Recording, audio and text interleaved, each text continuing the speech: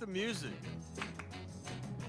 Oh, haven't we told you we're going to do old school? Oh, I mean, I dig the music. I'm just going, is this relevant to what we're doing? You're saying we're going. Welcome and thanks for you to join us for an interview process with the band. Dave, your mic. You need a microphone. Dave, hold the mic. Yeah, yeah. He's got it in his pocket. Yeah, and, I got to tell you something meaningful. Wow. Welcome and thanks for joining Ringo Starr and his all-star band. We're taking a break from the rehearsal in order to answer some questions from you. And we're looking forward to hearing what you have to say to them. I'm going to introduce the band to you. All the way down at the end is Colin Hay. Yay. And Warren Ham is next to him. Hamish Stewart. Greg Bissonette. Ringo Starr. Hey now. Hey now. Edgar Winter. Yeah. And what was your name? I don't know. Santa Claus. The fabulous Steve Lukather. They took a break from their rehearsals before their first show. First show is Friday in Pechanga in Temecula, California. And all the dates following, they're all on the ringostarr.com website. Thanks to the media who have submitted questions, and we will try to answer as many as possible in the time we have today. Can I just say, you're really bad at this. Oh, thank you. I'm working hard on it. After the Q&A, we will play a video of B-roll taken from rehearsals as well as some performance footage from the Ringo Starr and his all-star band live at the Greek in 2019. And we have a Q&A and B-roll available for you all via link today. Let's begin. Now I'm going to hand it over to Elizabeth. Thank you, Dave. Hi, Elizabeth. Hi, guys. Okay, our first question is to Ringo and all the band members. Comes from Chicago music guide Dennis Kelly. How have rehearsals been going? The rehearsal's going great. The first day is always really hard. And yesterday, we ran the whole show. And I feel ready to rock. There you go. Yeah. Having the time of my life in this band, always have. And I love everybody. It's going to be a great tour. I'm really excited to be here. Absolutely. What a blast. There you go. Good to go. I felt great about it. It's great playing with the same band and doing the same set. Same And number. the muscle memory comes back. I'm ready to rock and roll. Good. Thank you. Yeah. Especially this arm. Yeah, we're having the greatest time playing the greatest songs and with the greatest. With the greatest. My drum hero, my dear pal. What a ball. What an honor. Hamish. Hey, ready to go. This is great. I'm loving every second of it. It's just good to be back at it again. It's just so much fun. I'm having so much fun. Can't believe it. Yes, indeed. We seemed to hit our stride just a few months ago, and the band was sounding fantastic, and we're just kind of picking up where we left off, and I'm very much looking forward to it. Thank you so much. It actually answers our next question from Good Day LA and from Fox News LA, who wanted to know how much fun you're having. Next question is for Ringo. From Jane Stevenson of Toronto Sun and John Waterhouse from Atlanta Journal-Constitution, they ask, with the band back on the road after lockdown and other COVID-related postponements, what would you say there's a renewed excitement and energy surrounding your live performances? Well, yeah, I think it's exciting that we rehearsed and we're getting ready to go on the road again. We just, I've said we're going on tour. And, last year was a bit awkward because the first tour went down, the second tour went down. But, we have great confidence we're going to do all the gigs. Yep. Wonderful. Aracel Garcia from El Universal in Mexico adds, Ringo, you were coming to Mexico but sadly had to cancel because of COVID-19. Is there a possibility you're coming back to our country? And Demetris from Rolling Stone in Brazil asks, and will you add dates in South America? Well, there's always a chance we'll come back. I mean, we have this year the tours are booked. And, to the person from Mexico, I love that venue. And I love South America. The last time we were there, we had such a great time. And, you know, everybody in the audience was ready to have fun because that's what we do. We're doing something we love, so it's joyful. But, you know, I can't say, well, see you Thursday. It may get fixed up, we'll see. Rachel Santos from People Magazine asks, you have so many tour dates coming up. What's your secret to staying ready to rock with such a grueling schedule? Well, I don't know about the other band. They should talk about this. It's not grueling. Playing has never been grueling. I love to play. I love to play with these guys. You know, we are the best band in this room.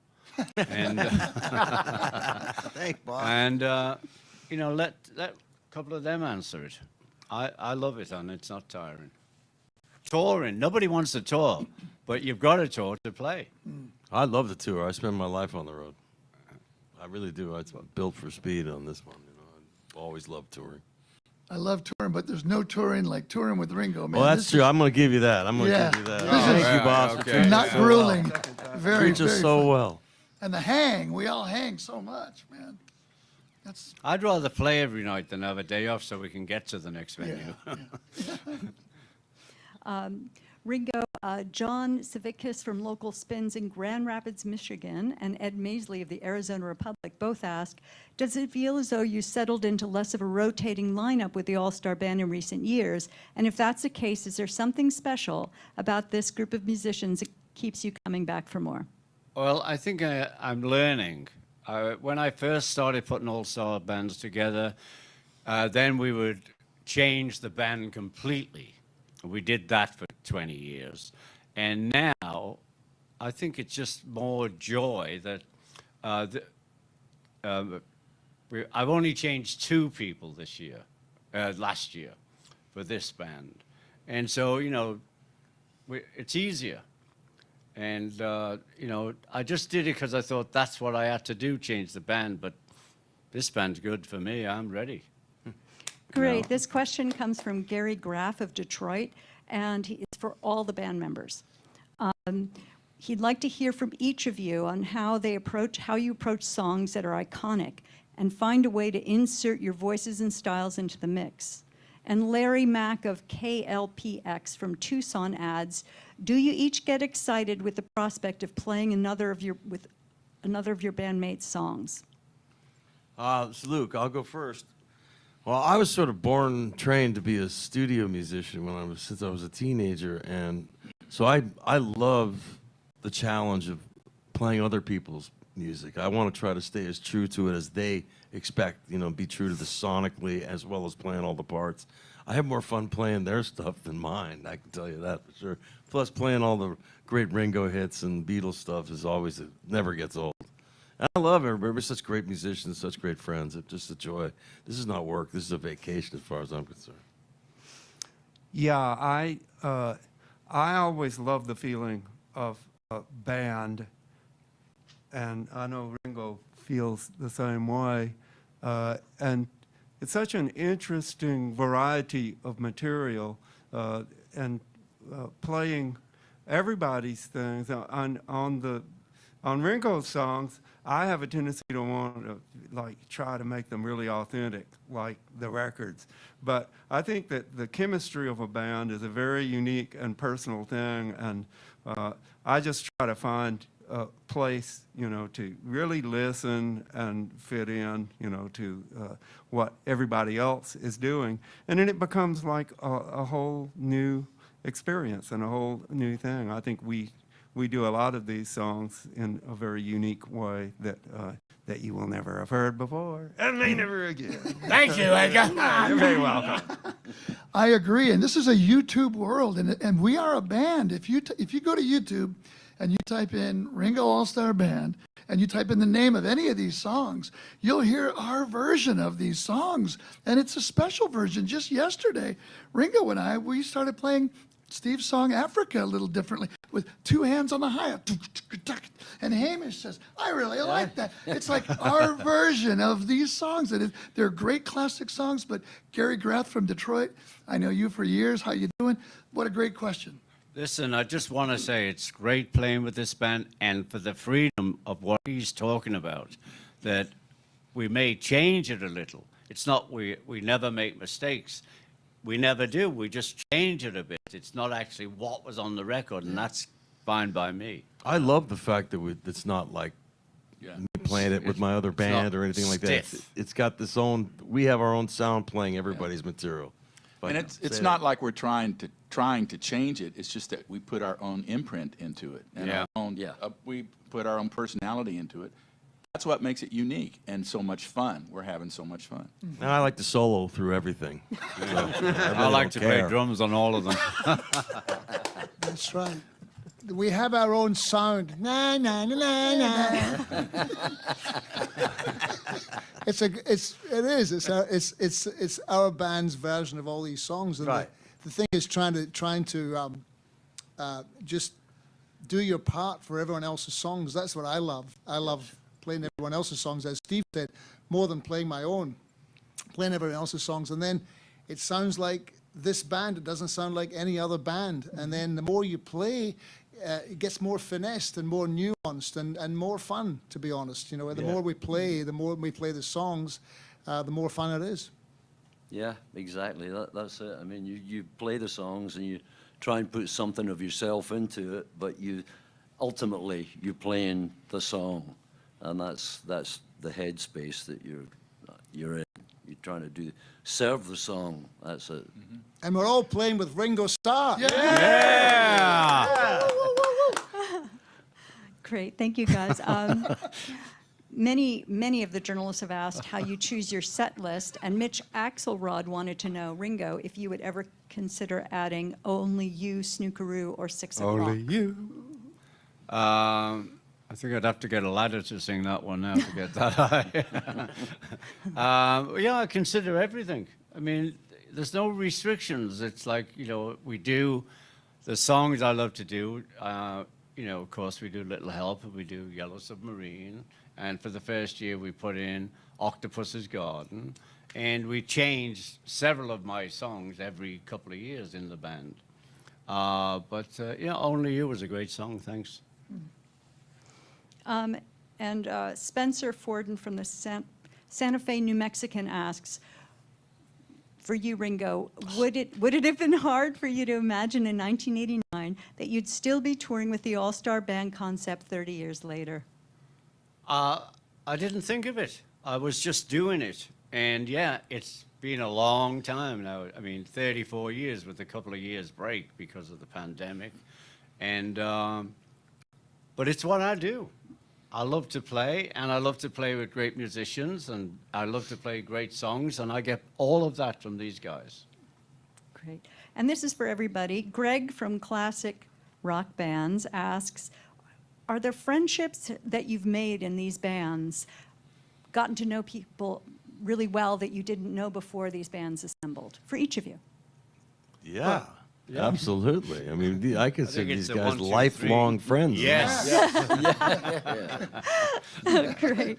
And Eric Dahl from Nashville asks Steve, can you, with the hits from Toto and other bands you've been a part of, will there be an inclusion of singles from your new album, Bridges? God love me for asking that. No, there won't be. This is Ringo's band, and we play the hits, and we play his music. And that's a whole other thing. But thanks for asking. I do have a record coming out next month, so thank you. And a question again for you, Steve, from Christine Devine at Fox News LA. Is there something you can share about Ringo that we don't know? I'm taller than they say. Well, he's the real thing. Everything that I ever wished before I met him, became friends, what I imagined him to be like, being a lifetime fan. He's even better than I could have ever dreamed of. I love the man dearly. And Ringo, from Ron Williams of Prescott E-News, what are some of the big differences that you like or dislike between touring in 2023 versus when you started your career with the Beatles, or even with Eddie Clayton and the Skiffle Group, or Rory Storm and the Hurricanes? Well, that would take me a long time to answer. I mean, I have a lot to thank Eddie Clayton. He lived next door to me. We worked in the same factory. We had a friend called Roy, who played T-chess bass. So we were a skiffle group, and Eddie was great because he was one of those guys who could play anything. And I just got this snare drum, and but we had no sense of timing. I always remember that, and we'd be playing a track, you know, and people would be trying to dance because they dance. Can you slow it down a bit? Because you had no sense of anything. Oh, you were on stage. Let's get crazy. And you know, I've loved to play ever since. I mean, and as you said, I've played with a couple of good bands. You know, and I played in the greatest band in my world.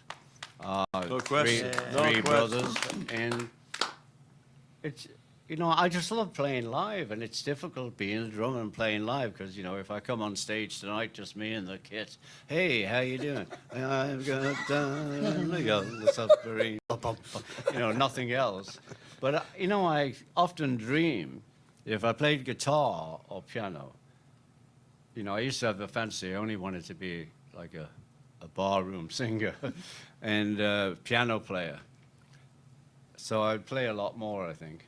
But I need all these great guys behind me to play with me, and it's a band thing. I love being in a band. You know, I may have my name, but I'm in this band.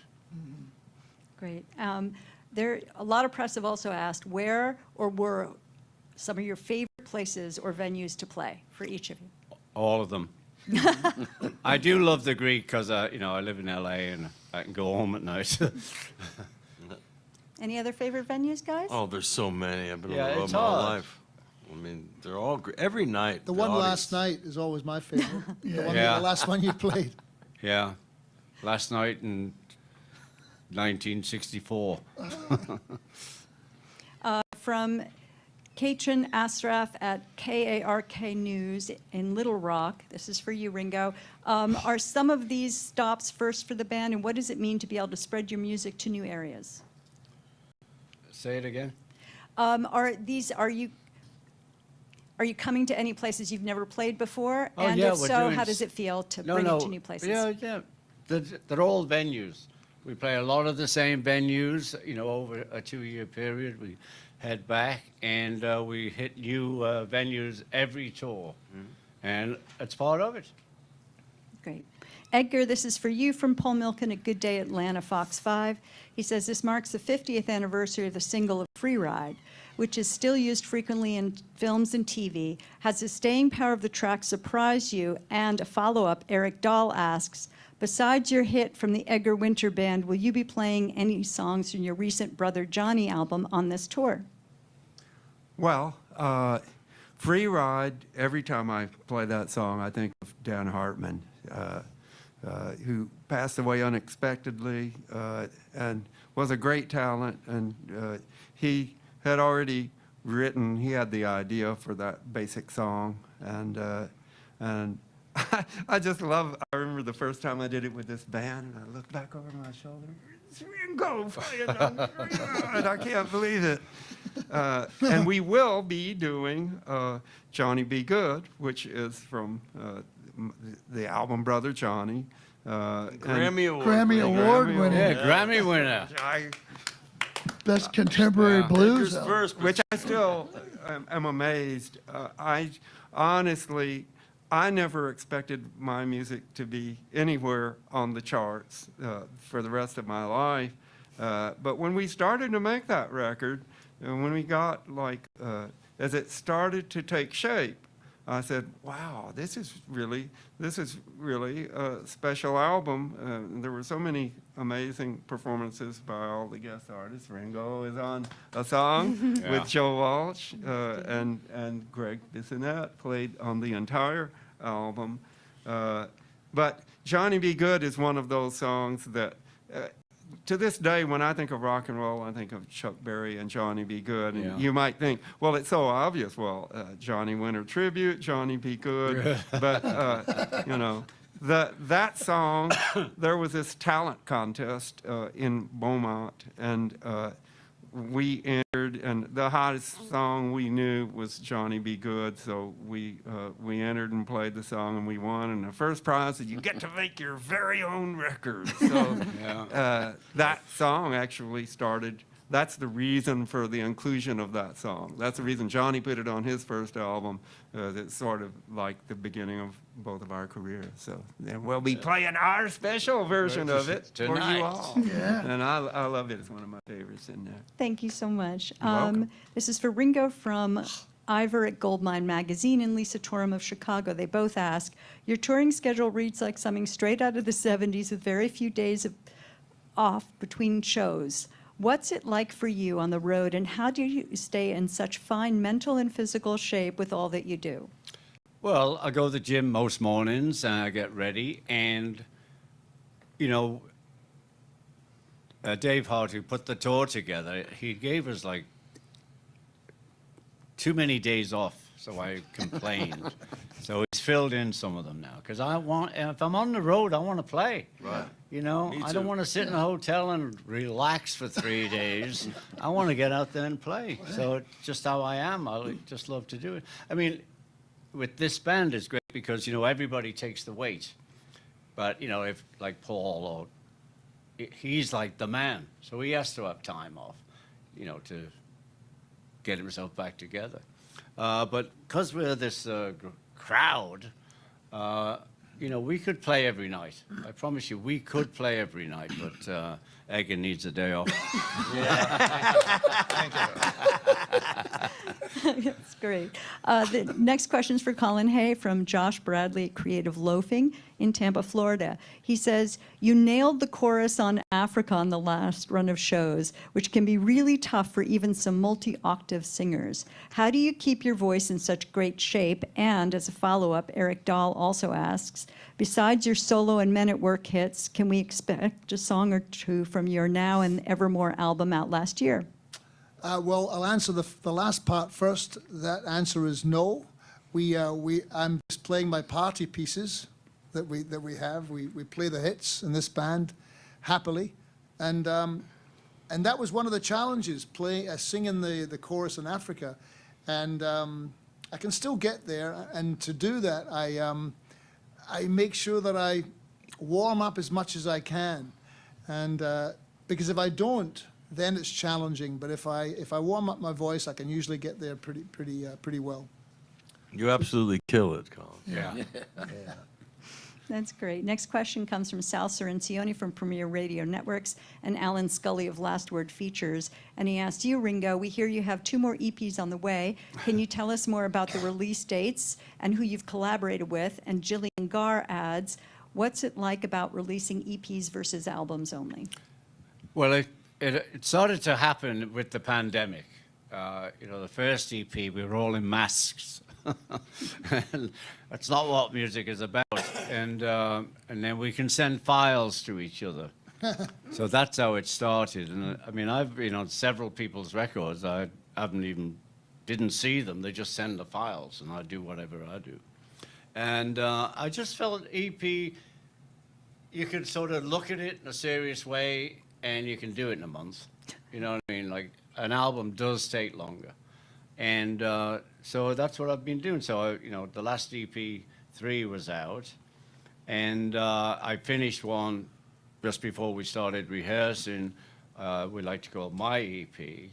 And Linda Perry is doing an EP on me because she gave me 2 songs in the last 2 EPs. We got to know each other, and I love her, and she's just great. And so she said, oh, Ringo, let me do it. And I said, okay, do it, you do it. So the only thing I'll be doing on that EP is playing drums and singing. And then out of the blue, I asked another guy to help us out. Just, you know, I get to meet and actually work with people I've never worked with, which I've always found exciting. And I asked T-Bone, you know, I was telling him I do this, and they put some stuff on the track, and, you know, if he's got any time and he wants to do it. Well, he did want to do it, and he sent me, I promise you, one of the most beautiful country songs, tracks I've heard in a long time. It's very old school country, it's beautiful. And so I thought, hey, I'm going to make a country EP.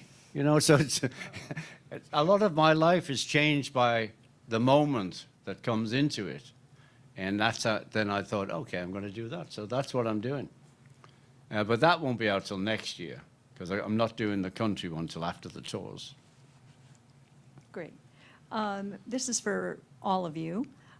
Jesse Bertil of the Daily Courier News Network in Prescott, Arizona writes, "What is the secret of your longevity and being able to play physically demanding performances for so many decades?" I don't know how to do anything else. It's the honest truth. I mean, it's normal. I mean, it's not hard. I mean, you have to take care of yourself, but I mean, it's not like I have to go to work and dig ditches in the hot sun or something like that. This is the greatest job a human being could have on planet Earth, especially with these guys. Any secrets to taking care of yourself that anybody wants to share? I think the obvious. I think we all take a bit more care of ourselves now. Yeah, you have to pace yourself a little bit better, and not you have to get plenty of sleep, and but it's not like it used to be. It used to be you give yourself a hammering, and that only works for a certain amount of time, and then you think, I just can't do this anymore. I'm killing myself. Diminishing returns, yeah. And then you learn from that. And then you learn what's really important. And what's really important is not what happens after the gig, but it's actually what's really important is actually playing the show. That's the crucial part. It's the work. It's that's the joy of it. Because when you play a show, and you have this energy, and you put the energy out, and the energy comes back, and it's like an electrical current. There's no better feeling than that. That's the best. Yeah. Yeah, I couldn't agree more with the fact that you get back from the audience. The first time I saw Ringo in the same room, I was 7 years old, and it was 1966, and I was just buzzing and vibrating for a week. And I just said, I want to play in front of people. Recording is fun, but it's nothing like playing live, where you get that feeling back. And there's somebody in this row with a yellow submarine sign, and somebody over there, and you just get so much back. That just keeps you mentally just so excited. I think the audience, I always say it, I love the audience and they love me. Well, the band loves the audience. The audience are part of the reason I go out, because they give so much back. Well, as far as longevity, to me, music is timeless. And I have just as much fun every time I get on stage. I feel like a kid. It really reminds me of when I first started playing, and I enjoyed every bit as much as I did back then. To me, it never gets old. It's an ever-expanding world, and sure, I can't do everything that I could do when I was younger, but I'm having every bit as much fun, and I try to think of each show like the first show, and it might be the last show. So you just do the best you can. Well, I never think of the last show. A question to you, Ringo, from Stacey Harris of Stacey Music's World Report in Nashville. Do you have news you could share about your plans for your 2023 Peace and Love birthday celebration? Well, I can, yes. We'll be, we live in California. We'll be in LA, and there's a hand of mine on Santa Monica. And we now celebrate it there in front of the hand. So it's the usual thing at 12 noon, wherever you are. All I ask is you go peace and love. And if you're at the gig, that's good. July 7th. And also for you, from American songwriter Celia asks, is there a song you've written that holds more meaning now than when it was written? And I would say this for all of the All-Stars. Well, I think Photograph. Yeah, I'm going with Photograph. Anybody What about else? you? Well, back in 1976 with the Average White Band, I wrote a song called Queen of My Soul, which was like about the way I felt about music. And that holds true and gets deeper as time goes by. It's just the love of playing music, and I echo everything that everybody has said up here. That's just the way, that's it, yeah. I can't pick a single piece of music because, That's the question. Pick one. but it's impossible. We can all pick There's 10. so much that I've done that it's been a lot of fun. I just think every day is a new adventure, and I just take it as it comes. I mean, so much music's been good to me, which is why I'm in this band. So, all those songs brought me here, so I have to say thank you for those. You know. Thank you. I have a fondness for this song called Overkill that we play in this band that I played with Men at Work. And when I wrote that song, I thought, oh, this might be, this is not too bad. I thought maybe I could make a living, you know, as a songwriter. It's the first time I had that feeling. Yeah. And the song seems to have grown over time, and different people do versions of it. And I just have a lovely feeling about that song, and I love playing it every night. So I really have a great And so do fondness for we. that song. Yeah, we love Yeah, we all love it. Let's hear it for Colin. We love it. We love you, Colin. Last question. Oh, okay. There were a few more, but okay. In 2023, this is from Sergio in Brazil. It's the 50th anniversary of Ringo, the album that has had major singles like Photograph, which, by the way, will be out September 24. Was out September 24, 1973, and you'll be playing the Ryman that night in Yeah. September this year. Do you have any special plans for the 50th? No.